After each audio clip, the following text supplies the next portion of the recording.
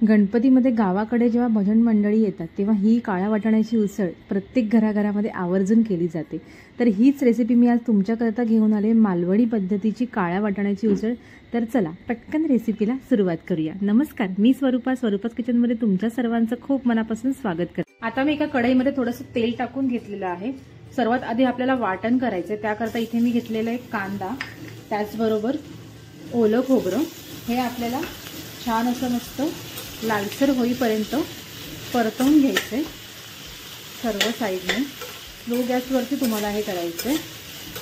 त्याचबरोबर इथे मी घेतला आहे लसूण, अद्रक आणि 2 हिरव्या मिरच्या, हे पण छान असं मस्त परतवून घ्यायचे। आता आपला कांदा आणि खोबरं जे आहे ते छान असं मस्त लालसर झालेलं आहे। आता मी गॅस बंद करून घेते आणि हे आपल्याला थंड करून वाटून घ्यायचे। आता आपलं वाटण थंड झालेलं आहे, ते मी मिक्सरच्या एका भांड्यात टाकून घेते।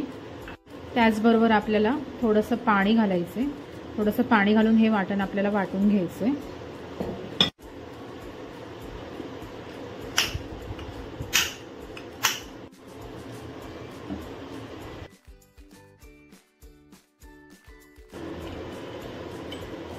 हे बघा, आता आपलं वाटण जे आहे ते मस्त वाटून झालेलं आहे आणि थोडंसं जाडसरच वाटलंय मी, एकदम असं बारीक असं केलेलं नाहीये। हे बघा, आता मी एका कढईमध्ये तेल टाकून घेतलेलं आहे। तेल छान गरम झालंय, त्याच्यामध्ये आपल्याला घालायचंय जिरं। जिरं छान तडतडू द्यायचंय। त्याचबरोबर इथे मी घालते कढीपत्ता। आता इथे मी घालते कांदा खोबऱ्याचं आपलं वाटण।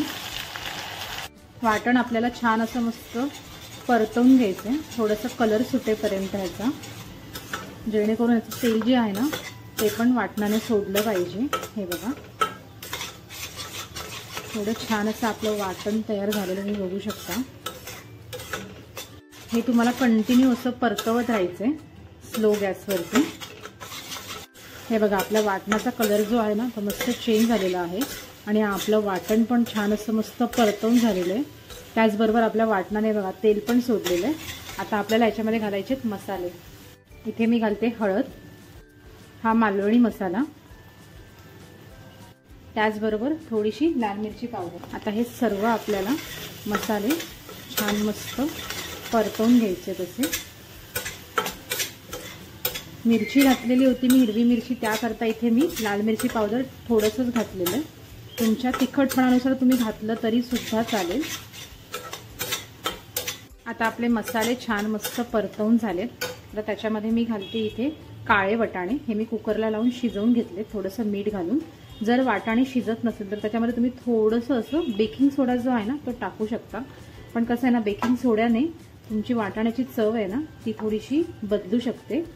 त्याच्यामुळे नाही टाकलं तरी चालेल, पण शिजत नसेल तर थोडंसं टाकायला काहीही हरकत नाहीये, तुम्ही टाकू शकता।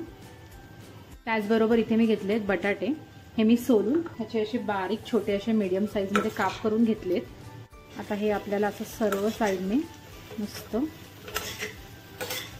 परतवून घ्यायचे। हे बघा, अशा प्रकारे।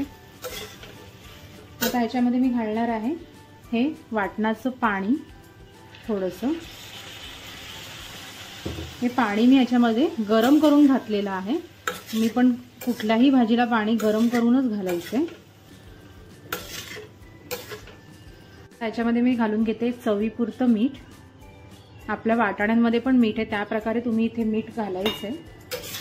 हे बघा, आता हे सर्व आपल्याला मिक्स करून घ्यायचंय आणि झाकण लावून 5 मिनिटं याला शिजू द्यायचंय। हे बघा, आता आपण झाकण ओपन करून घेऊयात आणि हे पाणी जे आहे ना झाकणावर आलेलं याच्यामध्येच टाकायचंय आणि परत एकदा मिक्स करून घेऊया। छान असं मस्त खालून परतवून घ्यायचंय। आपण ठेवून घेऊया। हे बघा, आपली उसळ जी आहे ना ती आता मस्त रेडी झालेली आहे। मी बघू शकता त्याचा कलर पण केवढा सुरेख असा कलर आलेला आहे। आता मी एका बाउलमध्ये छान मस्त सर्व करून घेते आणि त्याचबरोबर आता ह्याच्यावर मस्त बारीक चिरलेली आपण कोथिंबीर घालूया। कोथिंबीर घालून परत एकदा छान मिक्स करून घ्यायचंय। मी माझ्या पद्धतीने ही काळ्या वाटाण्याची उसळ केलेली आहे। जर तुम्हाला ही रेसिपी आवडली असेल तर व्हिडिओला लाईक करा, शेअर करा आणि सबस्क्राईब करा।